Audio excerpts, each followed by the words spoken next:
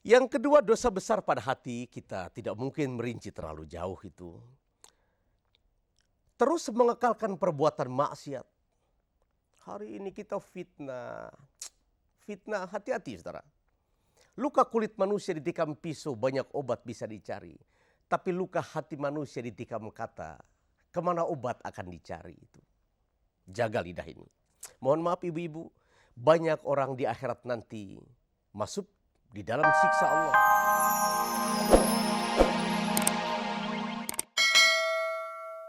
Assalamualaikum warahmatullahi wabarakatuh. Alhamdulillahirabbil alamin. Wa bihi nasta'in ala umuri dunya waddin.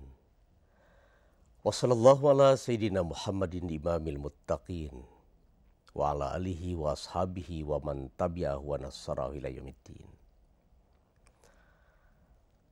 Para pemirsa RCTI dalam acara Hikmah Fajar, semua yang saya muliakan.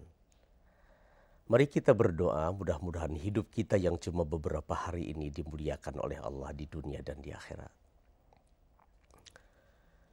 Puji syukur kita panjatkan kehadirat Allah Subhanahu wa Ta'ala. Zat yang telah menciptakan alam ini terhampar, terbentang bebas, luas, nyaris tanpa batas. Sebagai anugerah pada hamba-hambanya, Allah menumbuhkan pohon-pohon, buah-buah yang renum masak, dipertukarkan malam kepada siang dan siang mengejar malam dengan setia. Allah pun memerintah supaya hambanya terus meningkatkan iman, mempertebal takwa, memperbanyak amal saleh, agar hidup kita yang cuma beberapa hari ini, saudara-saudara, benar-benar punya makna dan punya mutu di haribaannya.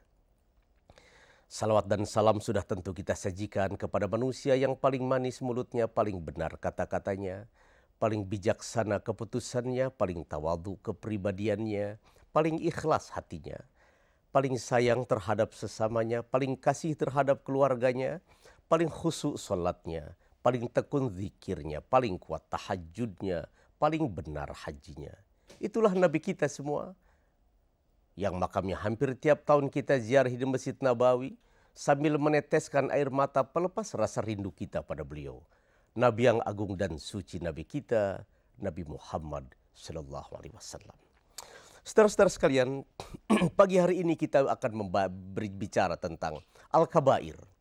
Al-Kabair itu kalau dalam bahasa kita barangkali dosa-dosa besar. Saya mencoba pagi hari ini bicara tentang Al-Kabair sebelum saudara-saudara sibuk menunaikan tugas masing-masing di tempat kerja kita masing-masing. Kita isi dulu rohani kita. Dosa besar ini pada prinsipnya ada 17 macam. Kita coba dialog dengan diri, apakah kita pernah melakukan perbuatan-perbuatan salah satu di antara dosa besar ini. Kalau kemudian sempat sekali waktu terjerembab kita ke dalam lembah dosa ini, saya akan tunjukkan di akhir ceramah nanti bagaimana cara kita bertobatnya kepada Allah Subhanahu wa Ta'ala. Sehingga pagi ini kita bisa menyelesaikan sebuah pelajaran sederhana, tapi barangkali memerlukan perhatian dan kesungguhan buat kita bersama-sama belajar mengamalkannya. Dosa besar pada prinsipnya 17 macam. Kita lihat di mana coba dosa besar itu. Pertama, 4 macam dosa besar berada pada hati. Qalb, heart. Bisa juga dikatakan junan. 4 besar lagi dosa besar berada pada lisan. Lidah kita. Jadi saudara-saudara, jangan pernah mengira bahwa lidah ini terhindar dari dosa. 3 macam dosa besar berada pada perut kita masing-masing. Sudah 11 itu. Kemudian 2 macam dosa besar berada pada kedua belah tangan.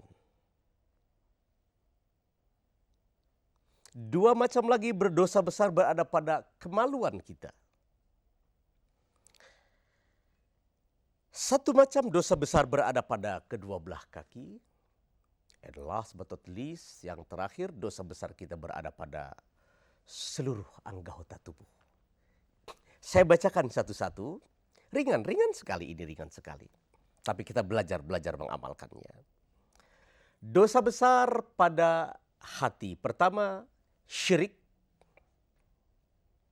Kalau kita hendak mempergunakan bahasa kampus, syirik barangkali menganut sistem ketuhanan yang lebih dari satu.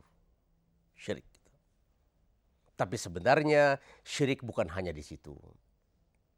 Menganggap Allah zat yang belum sempurna pada ajaran, itu bisa syirik kita. Atau menganggap Allah bukan satu-satunya tempat meminta.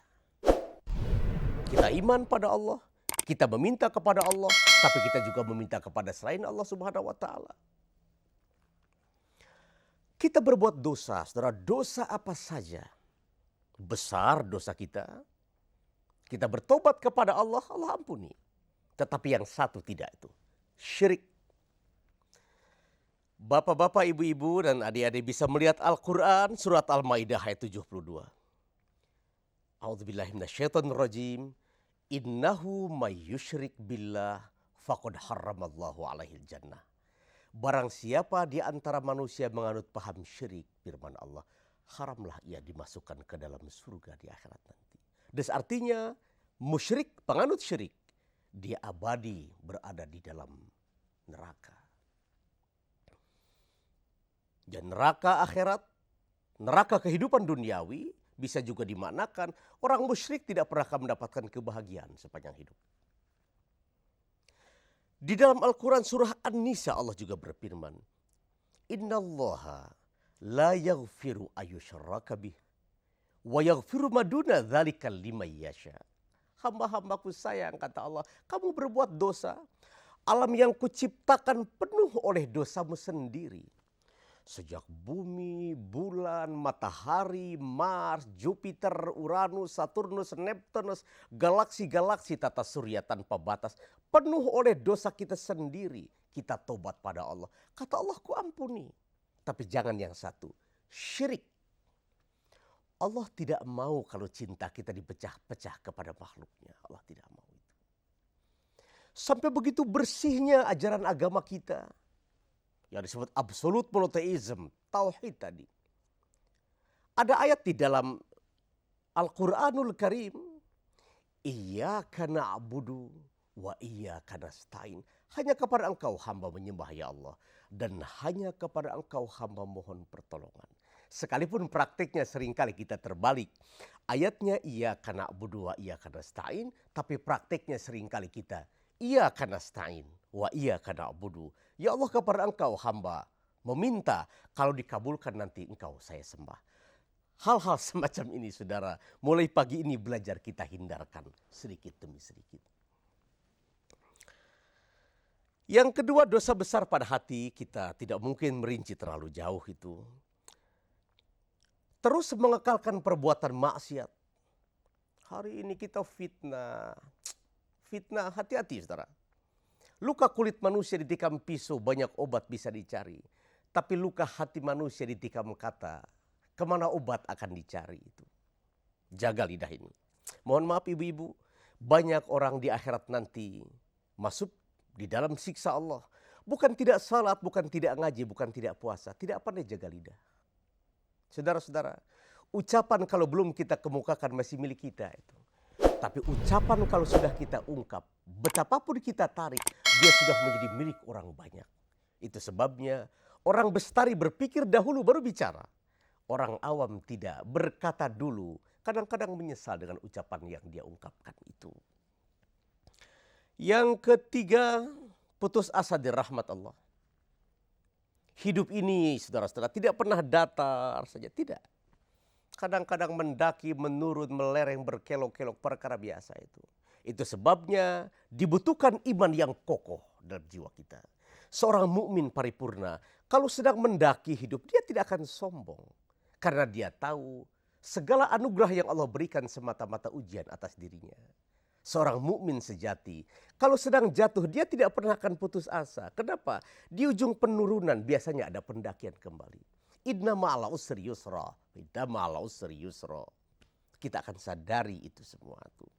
Yang keempat, dosa besar pada hati, merasa aman dari siksa Allah. Berapa banyak sekarang orang-orang yang berkata begini, salat sajalah kamu. Nanti saya akan salat menghadap kepada Allah kalau sudah tua. Saudara-saudara, siapa yang bisa menjamin hidup kita sampai tua? Hidup ini kepunyaan Allah, saudara. Kadang-kadang orang baru saja lahir, dia sudah dipanggil oleh Allah. Berapa banyak sahabat kita yang kemarin masih hidup bersama-sama kita, hari ini sudah tidak ada.